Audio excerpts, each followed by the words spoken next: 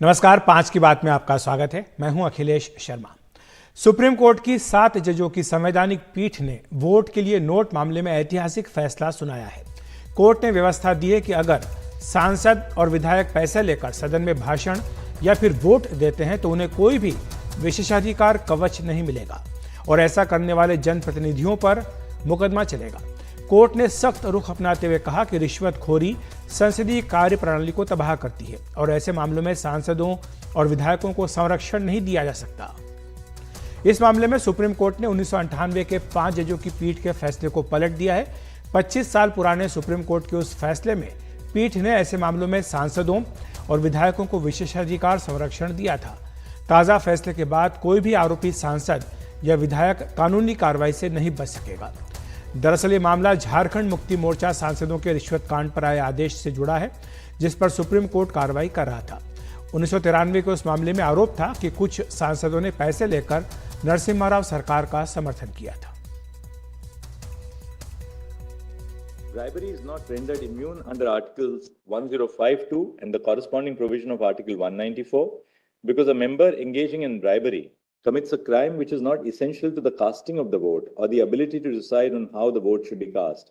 The same principle applies to bribery in connection with a speech in the House or a committee. The jurisdiction which is exercised by a competent court to prosecute a criminal offence and the authority of the House to take action for a breach of discipline in relation to the acceptance of a bribe by a member of the legislature exist in distinct spheres. The scope, purpose, and consequences of the court exercising jurisdiction in relation to a criminal offence and the authority of the House to discipline its members are different. It does not matter whether the vote is cast in the agreed direction or if the vote is cast at all. The offence of bribery is complete at the point in time when the legislator accepts the bribe. और 7 जजों की संविधान पीठ के इस ऐतिहासिक फैसले पर पीएम नरेंद्र मोदी ने सोशल मीडिया पर लिखा, स्वागतम, सुप्रीम कोर्ट का बहुत बड़ा फैसला जो साफ सुथरी राजनीति सुनिश्चित करेगा और व्यवस्था में लोगों का विश्वास गहरा करेगा।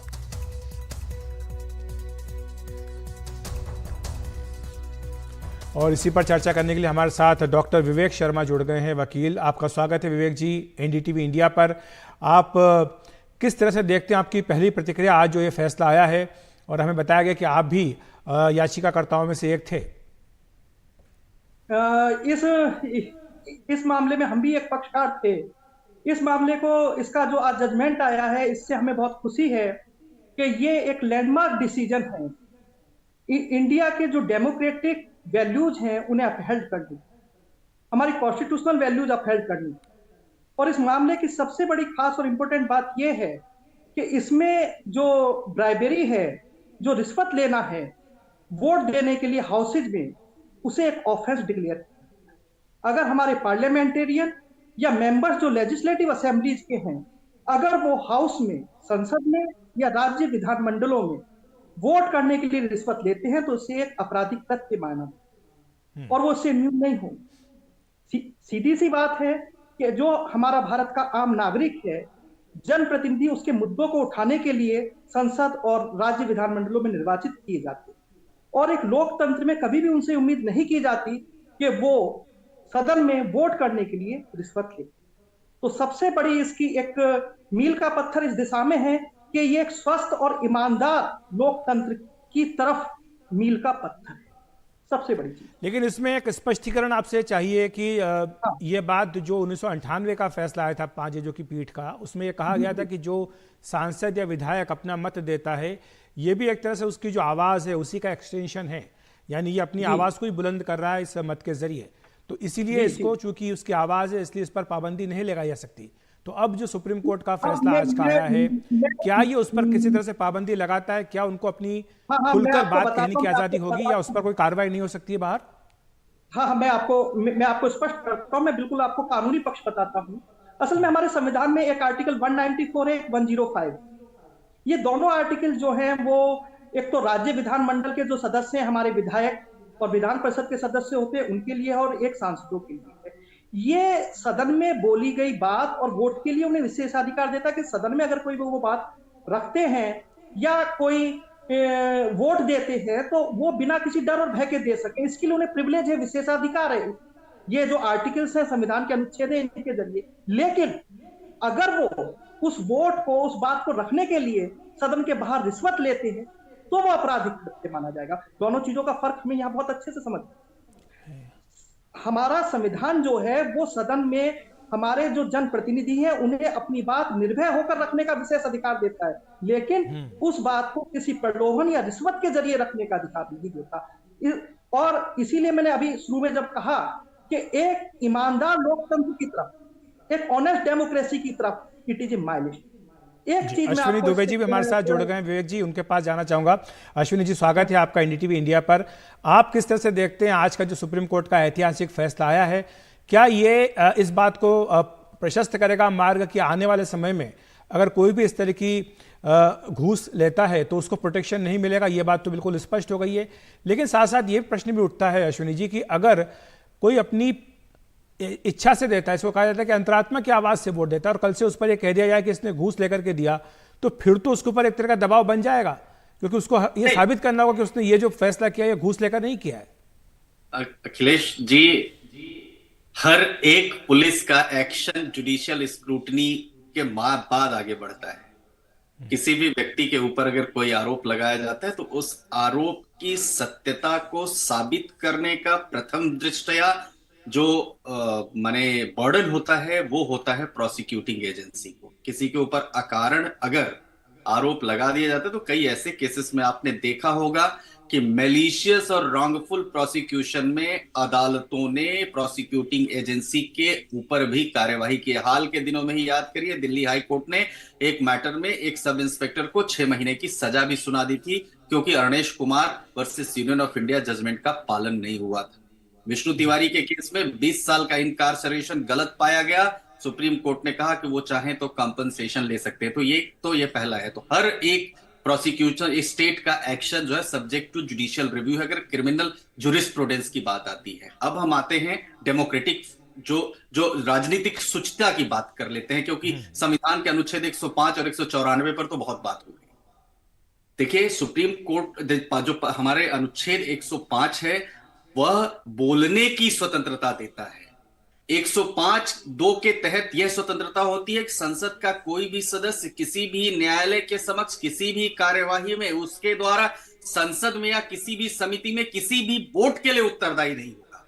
साथ ही किसी भी व्यक्ति को किसी रिपोर्ट, पेपर, वोट, कार्यवाही के प्रकाशन के लिए उत्तरदायी नहीं ठहराया जाएगा यदि प्रकाशन संसद या उसके अधीन किसी अथॉरिटी द्वारा किया जाता है। अब दो बातें इसमें हैं कि अगर सदन के बाहर रिश्वत ली जाती है सदन के अंदर कोई एक्ट परफॉर्म करने के लिए, तो एक स्पेशल लेजिस्लेचर हमारे यहां पारित हुआ जिसको प्रिवेंशन ऑफ करप्शन एक्ट कहते हैं, और जिसके तहत लोक सेवकों के ऊपर कार्यवाही होती है। आप याद करिए शिबू सोरेन का वो केस, जब पीवी नरसिम्हा राव गवर्नमेंट अल्पमत में आ रही थी तो वहां पर वोट देने के लिए शिबू सोरेन के ऊपर रिश्वत का आरोप लगा और चार्जशीट फाइल किया सीबीआई ने, और वहां पर यह निर्णय लिया गया कि 105 जो अनुच्छेद है संविधान का वो कहता है कि इनको विशेषाधिकार है, और 5 जजेस में से 3-2 की मेजॉरिटी भी हुई आई कि इनको अधिकार है। आज उसी केस में सुप्रीम कोर्ट ने उनकी बहू के केस में, सीता सोरेन के केस में, देखिए कि जब उन्होंने 2012 में राज्यसभा में, क्योंकि 194 की बात आ गई, राज्यसभा में वोट करने के लिए, ऐसा आरोप है, साबित होता है कि नहीं होता वो बात का विषय है, राज्यसभा में वोट देने के लिए उन्होंने रिश्वत लिया, जिस पर सीबीआई ने फुल फ्लेजेड चार्जशीट फाइल किया। झारखंड हाईकोर्ट ने कहा कि आपको जो पीवी नरसिम्हा राव केस की वर्डिक्ट है उसका बेनिफिट नहीं मिलेगा, उसके अगेंस्ट यहां क्रिमिनल अपील आई। उस क्रिमिनल अपील में सुप्रीम कोर्ट का जो आज जजमेंट है वो साफ तौर पर कहता है कि रिश्वत लेकर सदन के भीतर किए गए किसी भी अपराध पर कानूनी यहां पर लेकिन एक स्पष्टीकरण आपसे चाहिए अश्विनी जी। स्पष्टीकरण यह है कि यह केवल सदन के भीतर जो वोटिंग है केवल उसी तक सीमित है होगा, या फिर जैसे आपने कहा राज्यसभा का मामला हो या राष्ट्रपति उपराष्ट्रपति का चुनाव होता है उसमें भी वोटिंग होती है, क्या उस पर भी ये लागू होगा? देखिए, दो बातें। राज्यसभा के चुनाव में, क्योंकि एक सीता सोरेन का जो मामला है वो राज्यसभा के चुनाव में एक लेजिस्लेटर ने कथित तौर पर रिश्वत ली, तो ये फैसला उसी केस में आया। लेकिन सवाल यह है कि जैसे अगर अभी अब बात करें, क्रॉस वोटिंग की बात चल रही थी, क्रॉस वोटिंग में जो शेड्यूल 10 दल बदल विरोधी कानून इसलिए लागू नहीं हो क्योंकि वो सदन के अंदर की बात करता है। तो ऐसा नहीं है कि सदन के अंदर, सदन के बाहर अगर रिश्वत ली जाती है तो वैसे भी प्रिवेंशन ऑफ करप्शन एक्ट लागू हो जाएगा। लेकिन सदन के अंदर कार्य करने के लिए सदन के बाहर रिश्वत ली जाती है, तो वो विशेषाधिकार का छूट नहीं मिलेगा। हालांकि यह साबित करना थोड़ा मुश्किल होता है। विवेक जी को लाना चाहूंगा, मेरे पास समय थोड़ा कम है। विवेक जी, ये जो बात है कि राज्यसभा के चुनाव में घूस लेकर के वोट देना, वो भी इसके दायरे में आएगा, वो भी प्रोसिक्यूशन उनका हो सकता है। राष्ट्रपति का चुनाव हो, उपराष्ट्रपति का चुनाव हो, इसमें भी अगर आप इस तरह से वोट डालते हैं तो ये भी जो है घूसखोरी के दायरे में आएगा। प्रिवेंशन ऑफ करप्शन एक्ट के तहत मामला, मुकदमा चल सकता है। तो ऐसे में क्या विकल्प सीमित नहीं रह जाते हैं सांसदों के सामने, विधायकों के सामने, कि उनको पार्टी की जो बात है, पार्टी आलाकमान की जो बात है, जो विप है, उसे उन्हें हर सूरत में मानना ही पड़ेगा। अगर वो नहीं करते तो उन्हें किसी भी तरह से येन केन प्रकारेण कटघरे में खड़ा किया जा सकता है। जैसा कि खासतौर से हाल के चुनाव में हमने देखा है कि जब क्रॉस वोटिंग हुई राज्यसभा के चुनाव में, तो जिस पार्टी के विधायक टूटे, उस पार्टी के नेता ने कह दिया कि ये तो इनको प्रलोभन दे करके, घूस दे करके इनको खरीद लिया गया।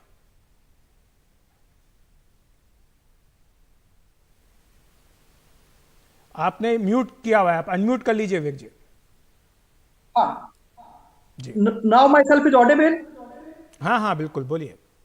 हाँ देखिए, मैं आपको इसका एक टू द पॉइंट रिप्लाई देता हूं कि कोई भी ऐसा एक्ट जो हाउस के अंदर किया जा रहा है, जो हमारा इलेक्टेड रिप्रेजेंटेटिव है उसके द्वारा, चाहे वो उसने वोट किया, स्पीच किया, अगर उसके लिए उसने डायरेक्टली या इनडायरेक्टली किसी भी तरह से रिश्वत या ब्राइब ली, then it is the offence. ये आज के जजमेंट से ये बात बिल्कुल क्लियर है जी। अब कोई भी पर्टिकुलर फैक्ट है, चाहे वो राज्यसभा चुनाव है या कोई भी चीज है, पर्टिकुलर केस में फैक्ट टू फैक्ट इस जजमेंट का एप्लीकेशन होगा। वो उस केस में कौन से तथ्य आएंगे, उसके आधार पे जो ट्रायल कोर्ट्स है वो अपना फैसला करेंगे।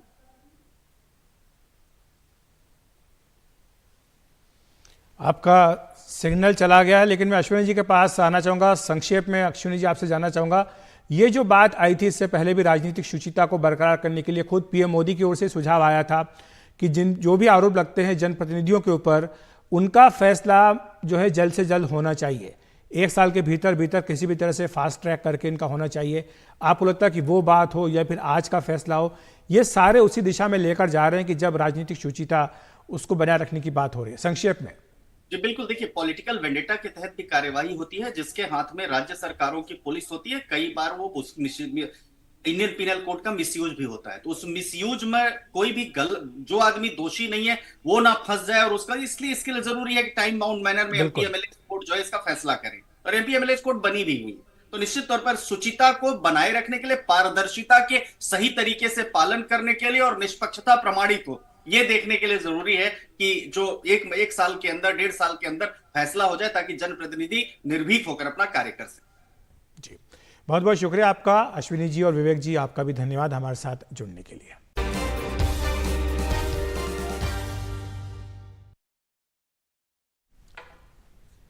और इस वक्त की एक बड़ी खबर आ रही है। उत्तर प्रदेश में मिशन 80 के लिए बीजेपी ने अपनी एक रणनीति तैयार की है। सूत्रों के हवाले से यह जानकारी मिल रही है कि उत्तर प्रदेश में पीएम मोदी की 10 बड़ी रैलियां होंगी। गृह मंत्री अमित शाह उत्तर प्रदेश के हर जिले में सभा करने जा रहे हैं। वहीं मुख्यमंत्री योगी आदित्यनाथ उत्तर प्रदेश के हर लोकसभा क्षेत्र में रैली करेंगे। इसके अलावा भी बीजेपी के अन्य बड़े नेता उत्तर प्रदेश में रैलियां करने जा रहे हैं। तो ये बीजेपी का मिशन 80 है। 80 की 80 लोकसभा सीटें जीतने की बीजेपी ने यह रणनीति बनाई है। और हमारे संवाददाता विकास भदौरिया हमारे साथ इस खबर पर जुड़ गए हैं अधिक जानकारी देने के लिए। विकास, ऐसा लग रहा है कि बीजेपी ने तय कर लिया है कि पूरे उत्तर प्रदेश को मत देना है, ताकि 80 की 80 सीटें जो उसे पिछली बार नहीं मिल पाई थी, इस बार मिल जाए। या बिल्कुल अखिलेश, आप जानते हैं, आप तो दशकों से बीजेपी कवर कर रहे हैं, किस तरह से बीजेपी जो अब की बीजेपी है 2014 की, वो किस तरह से पूरी ताकत से चुनाव लड़ती है, चाहे ये भी सुनिश्चित हो कि यहाँ हारना ही, लेकिन उसके बाद भी पूरी ताकत लगाती है। और इस समय तो माहौल बीजेपी के पक्ष में, और खासतौर पर यूपी में फोकस है, जहां उसको 18 और ज्यादा सीटें जीतनी, क्योंकि पिछले लोकसभा चुनावों में सिर्फ 62 सीटें जीत पाए थे। और इसी के लिए पूरा एक मेगा प्लान तैयार किया गया है इलेक्शन का। इस पूरे प्लान को केंद्र के नेताओं को भेजा गया है। इसमें 10 बड़े शहरों में मुरादाबाद, आगरा, बरेली, मेरठ, नोएडा, कानपुर, झांसी, प्रयागराज, वाराणसी और इसके अलावा गोरखपुर, इन 10 शहरों में बड़ी रैलियां करेंगे प्रधानमंत्री नरेंद्र मोदी। जबकि गृह मंत्री अमित शाह और यूपी के मुख्यमंत्री योगी आदित्यनाथ हर लोकसभा सीट पर जाएंगे, रैलियां करेंगे। इसके अतिरिक्त पार्टी अध्यक्ष जेपी नड्डा और राजनाथ सिंह भी 1.5 दर्जन से ज्यादा रैलियां उत्तर प्रदेश में करेंगे। जो मिशन 80 है उसको हासिल करना इसलिए भी जरूरी है क्योंकि उसके बिना बीजेपी जो प्रधानमंत्री नरेंद्र मोदी ने 370 का लक्ष्य रखा है उसको हासिल नहीं किया जा सकता। यूपी में पोटेंशियल है, यहाँ पर वो 62 से बढ़कर 80 सीटों तक आ सकते हैं। बाकी राज्यों में सैचुरेशन पर है लगभग, चाहे राजस्थान हो, चाहे गुजरात हो, चाहे दिल्ली हो, चाहे मध्य प्रदेश हो। जो पोटेंशियल है वो बिहार बंगाल में है, माफ कीजिएगा बंगाल और यूपी में है, और इसलिए यहाँ पर बीजेपी का बहुत जबरदस्त फोकस है। अखिलेश जी, शुक्रिया विकास आपका इस तमाम जानकारी के लिए। तो हमारे सहयोगी विकास जानकारी दे रहे थे कि उत्तर प्रदेश में बीजेपी ने बड़ी तैयारी की है मिशन 80 को पूरा करने के लिए। पीएम मोदी की 10 बड़ी रैलियां वहां पर होंगी। बात कर लेते हैं दिल्ली की, जहां पर दिल्ली शराब घोटाला से जुड़े मामले में मुख्यमंत्री अरविंद केजरीवाल ईडी के 8वें सम्मन पर भी पेश नहीं हुए। उन्होंने ईडी से 12 मार्च के बाद की नई तारीख मांगते हुए वीडियो कॉन्फ्रेंसिंग के जरिए जवाब देने की पेशकश की है। साथ ही एक बार फिर कहा कि समन गैर कानूनी है, इसके बावजूद मैं जवाब देने को तैयार हूं। उधर सूत्रों के हवाले से खबर है कि इसके जवाब में ईडी ने कहा कि वीडियो कॉन्फ्रेंसिंग के जरिए पूछताछ का कोई प्रावधान नहीं है, यानी ईडी केजरीवाल से आमने सामने पूछताछ करना चाहती है। ईडी की ओर से आई इस बात पर आपने एक बयान जारी किया है। सूत्रों के हवाले से खबर है कि आपने कहा है कि ईडी का मकसद जांच करना नहीं है, इनका मकसद तो चुनाव में केजरीवाल को गिरफ्तार करना है। आपने यह भी कहा कि वीडियो कॉन्फ्रेंसिंग के जरिए पूछताछ हो और इसका लाइव प्रसारण भी किया जाना चाहिए। आज की डेट थी, आज हमारा बजट सत्र था। अब मैंने उनको कहा है भाई, हालांकि मैं आपके सम्मन को इलीगल मानता हूं, लेकिन आपके प्रश्नों के सारे जवाब देने को मैं तैयार हूं, क्योंकि हमने कोई गलत काम किया नहीं, कुछ छुपा नहीं रहे। तो आप मेरे से प्रश्न पूछ लो, वीडियो कॉन्फ्रेंसिंग के जरिए पूछ लो। कानून में लिखा है कि ईडी की प्रोसीडिंग्स जुडिशियल प्रोसीडिंग्स हैं। जुडिशियल प्रोसीडिंग मतलब ईडी एक कोर्ट की तरह है, न्यायालय की तरह है। और सुप्रीम कोर्ट के ऑर्डर्स अब हैं, कानून बन गया है भाई, किसी भी कोर्ट के अंदर किसी भी पार्टी को वीसी के जरिए प्रेजेंट होने की अलाउड है। तो अगर मैं कह रहा हूं ये मेरा अधिकार है, अगर मैं कह रहा हूं मेरे को वीसी से अलाउ किया जाना चाहिए, तो मैं समझता हूं जरूर वो अलाउ करेंगे वीसी से, और उनके जितने मेरी जानकारी में है मैं सभी प्रश्नों के जवाब दूंगा। कि 8वीं बार जब समन गया है, तो 8वीं बार आज केजरीवाल जी ने समन के सामने पेश होने से इनकार कर दिया है। और यदि कोई छिपाने वाली बात नहीं है तो सवाल तो ये बनता है ना कि केजरीवाल जी चोर की मूंछ में तिनका क्यों है। परंतु अरविंद केजरीवाल अब लालू के संगत में है, लालू जी के संगत में है, तो इसीलिए अब उनके पैमाने बदल चुके हैं। और हमारे सहयोगी शरद शर्मा हमारे साथ जुड़ गए इस खबर पर चर्चा करने के लिए। शरद, अभी तक तो अरविंद केजरीवाल की ओर से जो भी तमाम सम्मन भेजे गए थे उसका कोई जवाब नहीं दिया गया था ईडी को, लेकिन अब वो वीडियो कॉन्फ्रेंस के जरिए पेश होने की बात कह रहे हैं। तो क्या ये उनके रुख में एक बदलाव देखा जाए? और साथ ही ये भी कह रहे हैं कि अगर वो वीडियो कॉन्फ्रेंस के जरिए पेश हो सकते हैं तो फिर सीधे पेश होने में क्या दिक्कत है? बात तो वही है।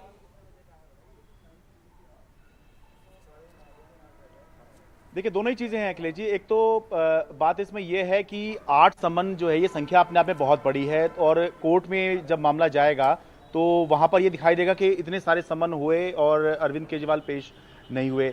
तो एक तो कोर्ट की भी स्ट्रैटेजी है। दूसरा ये भी चर्चा चल रही है कि क्या आम आदमी पार्टी चाहती है, अरविंद केजरीवाल चाहते हैं कि कुछ दिन अगर और इसमें खिंच जाएं तो फिर चुनाव घोषित हो जाएंगे और जो आचार संहिता है वो लग जाएगी, तब शायद परिस्थितियां जो हैं बदल जाएं। तो ये दो चर्चा चल रही हैं। जहां ये बात है कि अरविंद केजरीवाल वीडियो कॉन्फ्रेंसिंग से क्यों पेश होना चाह रहे हैं, डायरेक्ट क्यों नहीं जा रहे, वहां दूसरी तरफ से फिर ये भी बात कही जा सकती है कि अगर पूछताछ ही करनी है, सवाल ही पूछने हैं ईडी को, तो ईडी सवाल तो वीडियो कॉन्फ्रेंसिंग से भी पूछ सकती है। और क्योंकि रही बात की गिरफ्तारी का डर है, तो गिरफ्तार तो ईडी वैसे भी कभी भी कर सकती है।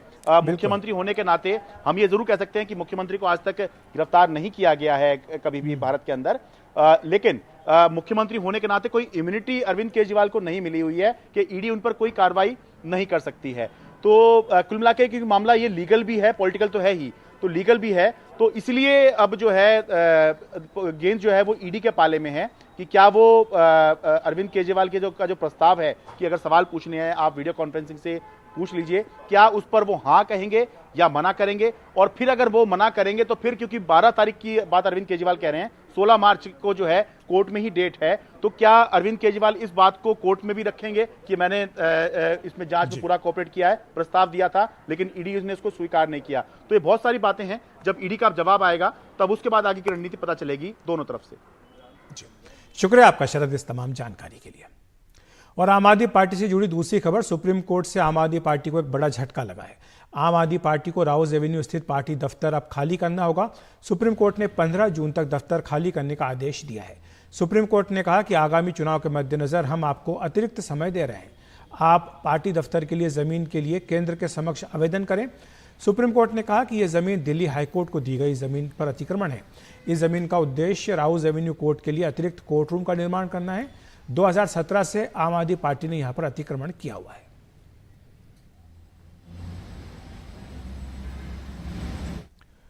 और वहीं दिल्ली की आम आदमी पार्टी सरकार ने आज अपना 10वां बजट पेश करते हुए एक बड़ा ऐलान किया है। वित्त मंत्री आतिशी ने 18 साल से ऊपर की हर महिला को 1,000 रुपये महीना देने का ऐलान किया। 76,000 करोड़ रुपए का बजट पेश किया गया है। इसमें स्वास्थ्य के लिए 8,685 करोड़ रुपए का प्रावधान है। वहीं 6,215 करोड़ रुपए दिल्ली सरकार के अस्पतालों के रख रखाव और सुविधाओं के लिए दिए गए हैं। 212 करोड़ रुपए मोहल्ला क्लिनिक के लिए भी दिए गए। पिछले 10 साल में दिल्ली के आम लोगों की जिंदगी में आमूल चूल परिवर्तन करके दिल्ली के सरकारी स्कूलों का काया पलट कर दिया गया। यह बात भी आतिशी ने कही है।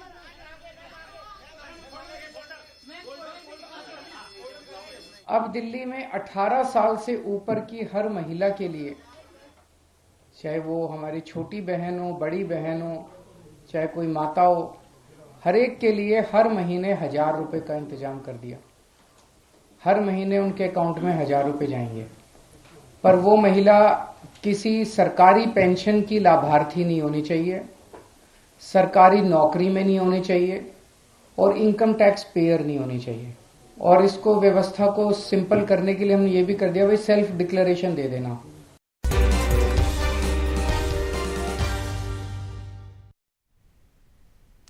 रविवार को पटना में इंडिया गठबंधन की महारैली में लालू प्रसाद यादव ने पीएम मोदी पर परिवार और संतान को लेकर टिप्पणी की थी। आज तेलंगाना के आदिलाबाद में प्रधानमंत्री नरेंद्र मोदी ने उस पर पलटवार किया। पीएम ने कहा कि 140 करोड़ देशवासी ही उनका परिवार है। देश के कोटि कोटि लोग मुझे अपना मानते हैं, अपने परिवार के सदस्य की तरह मुझे प्यार करते हैं। और इसलिए मैं कहता हूं, 140 करोड़ देशवासी यही मेरा परिवार है। ये नौजवान यही मेरा परिवार है। आज देश की करोड़ों बेटियां, माताएं, बहनें, यही मोदी का परिवार है। आज देश का हर गरीब ये मेरे परिवार है। आज देश के कोटि कोटि बच्चे, बुजुर्ग ये मोदी का परिवार है। जिसका कोई नहीं है वो भी मोदी के हैं और मोदी उनका है। मेरा भारत, मेरा परिवार।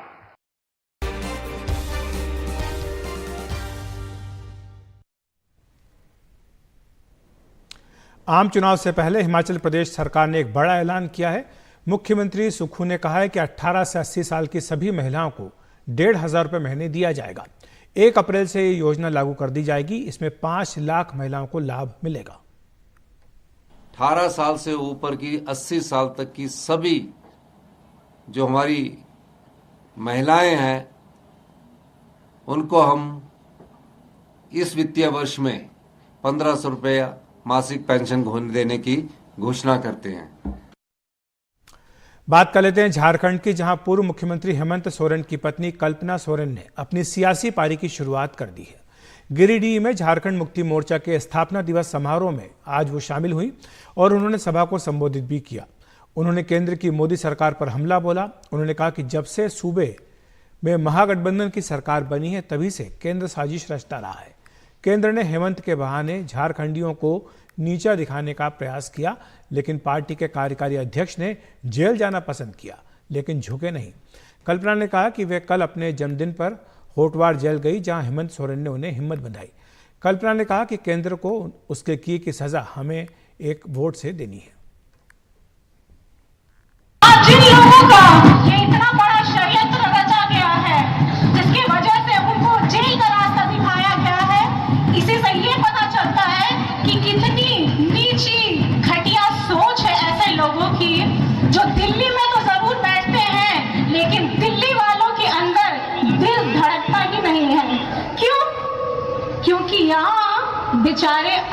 आदिवासी, दलित, अल्पसंख्यक, जिनको ये लोग कीड़ा समझते हैं।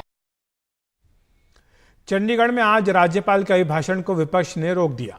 अभिभाषण को रोके जाने के बाद पंजाब विधानसभा में मुख्यमंत्री भगवंत मान और कांग्रेस विधायक और नेता प्रतिपक्ष प्रताप सिंह बाजवा के बीच तीखी बहस हुई। इसके बाद कांग्रेस के विधायकों ने नारेबाजी शुरू कर दी। भगवंत मान ने कहा कि सदन के अंदर ताला लगा देना चाहिए ताकि विपक्ष बाहर न जा सके। याद रख लेन 13-0 होगा पंजाब चो जिन्हों मर्जी कर देन कस्टोडियन ने हो बाजवा साहब अपनी गल मानते नहीं ना पहले मुख्यमंत्री साहब लीडरों की हाउस में बोल सकते हैं लेट हिम कंप्लीट मुख्यमंत्री साहब ने अपनी गल पूरी रखन दो लोकसभा च रहो ਤੁਹਾਨੂੰ पता है कि राज्यपाल ਦਾ ਭਾਸ਼ਣ ਡਿਸਟਰਬ नहीं करीदा ਹੁੰਦਾ राष्ट्रपति ਦਾ ਭਾਸ਼ਣ ਡਿਸਟਰਬ नहीं करीदा ਹੁੰਦਾ मुख्यमंत्री साहब को अपनी गल पूरी रखन दो आज पढ़ूंगा ਇਹਨੂੰ पढ़ूंगा चलो ऐ करो यही डिबेट करनी है बैठो बैठो जिथे झूठ होया टोक दो जिथे झूठ होया टोक दो हाँ ठेका ले रखे तुम भारत की राजनीति का हाँ कहने असी कहा जा मटीरियल आ गया चुप कर जाओ हाँ मुख्यमंत्री साहब हाँ बंदे पुत्रा ने तुसी गल करो हाँ mind your language mind your language